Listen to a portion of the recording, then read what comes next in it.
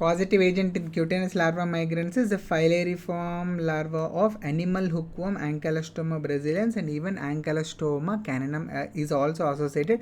But remember, human hookworm Ancylostoma duodenale is not associated with cutaneous larva migrans. And how will be the skin lesions looking? They will be looking like snake-like tracts, serpiginous tracts, and the movement of this is going to be 1 to 2 centimeters in 24 hours. Very, very slow. Treatment is going to be with ivermectin and albendazole.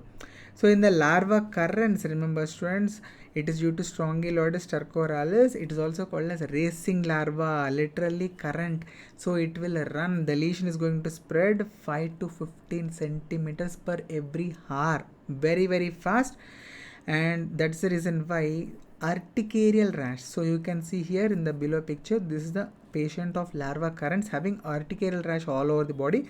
Whereas in the larva migrans, the lesion is going to be very, very slow. So it is going to be snake-like small tracts wherever the larva has penetrated into the skin, and the treatment here is going to be ivermectin. So this is all about cutaneous larva migrans and also larva currents.